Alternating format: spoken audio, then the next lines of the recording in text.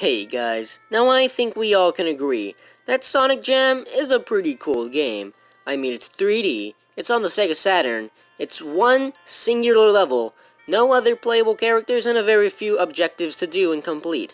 Like I said, it's a pretty cool game, and totally not lacking in content or gameplay. So, what makes this game so cool? Well, you see, it's got some weird obscure Sonic art that I'm gonna talk about. You see, this game isn't just your average best 3D Sonic game.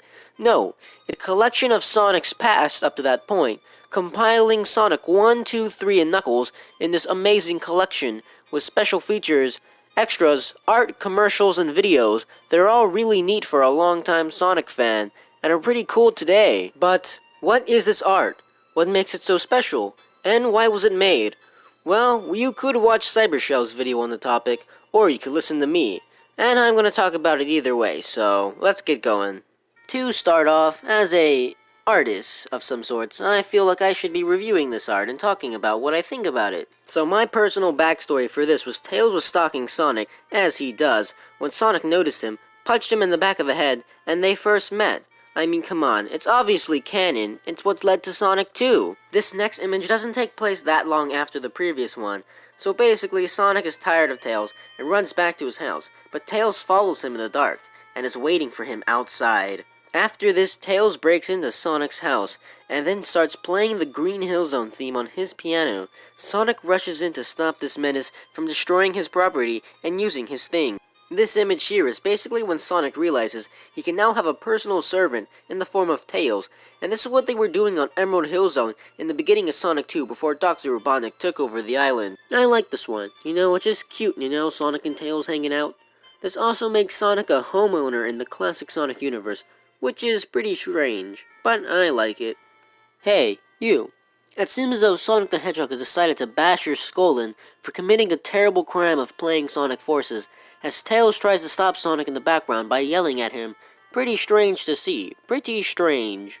This one's actually pretty cool. Sonic, the Flickies, and even Robotnik are all hanging out at the beach, though I wouldn't see Sonic as the type of guy to go surfing since he can't really swim. Here's another one like the previous. Robotnik is hanging out in a bush, Sonic and Tails are climbing off the who knows where, a giant fish has come to kill Rocky and Ricky, and Cucky's butt is being set on fire. Pretty good stuff.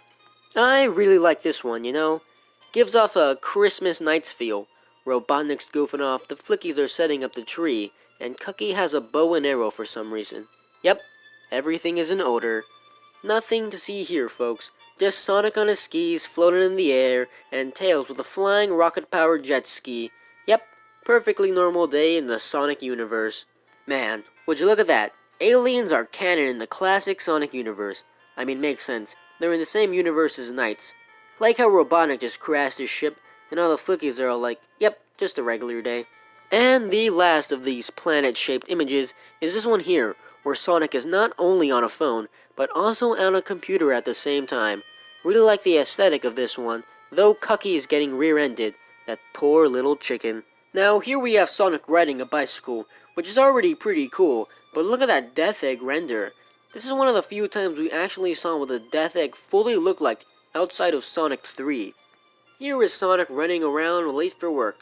He's got toast in his mouth, his papers are flying everywhere, just like an aesthetically pleasing anime girl. Pretty good stuff. Here we have Sonic, casually hanging out with a snail with a rainbow in the background. I mean, if I were here, I'd be more focused on the rainbow, but maybe he's informing the snail about its beauty, and the snail should look at the rainbow instead. Gets you wondering. Now, here we have Sonic in a full set of clothing, which is a bit strange to see, but he is in the jungle, and as we all know, the jungle is crazy. Here we have Sonic waiting for a bus. As you do. I mean, come on. Sonic totally isn't the fastest thing in the world and can run wherever he needs to go.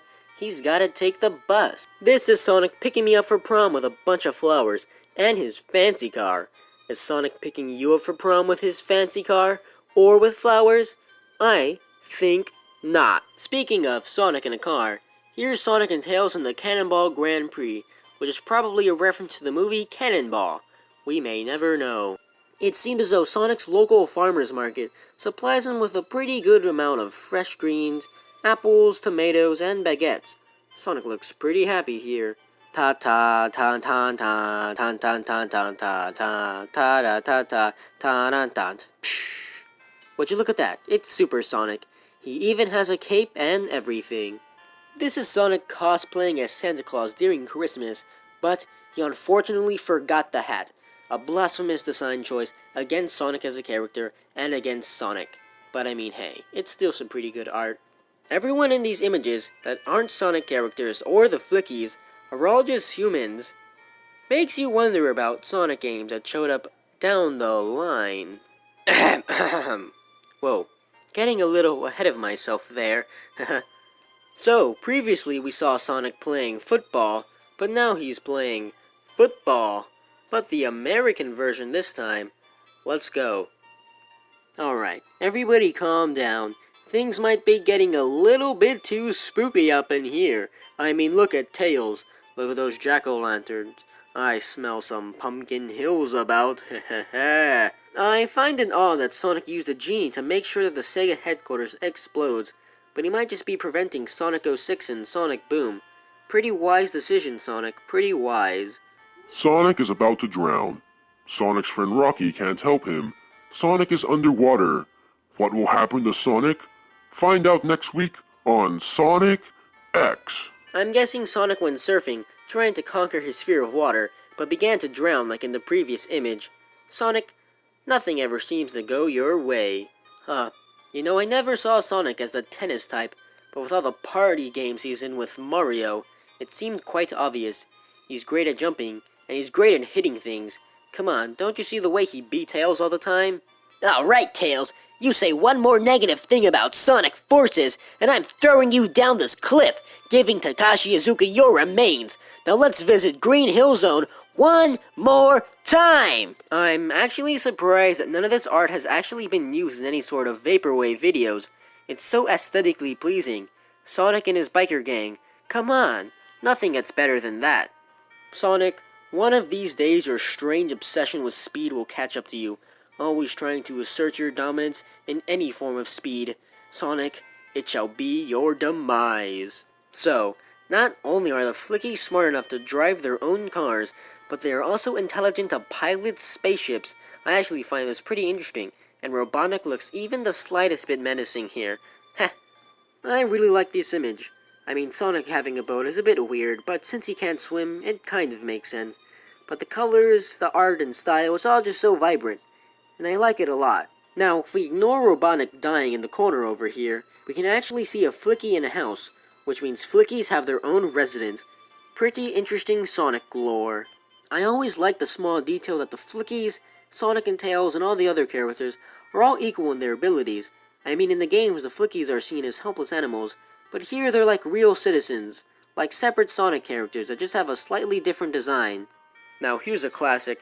Sonic, Tails, and Knuckles hanging out at a Sega Joyopolis that's so nauseatingly colorful, it hurts to look at.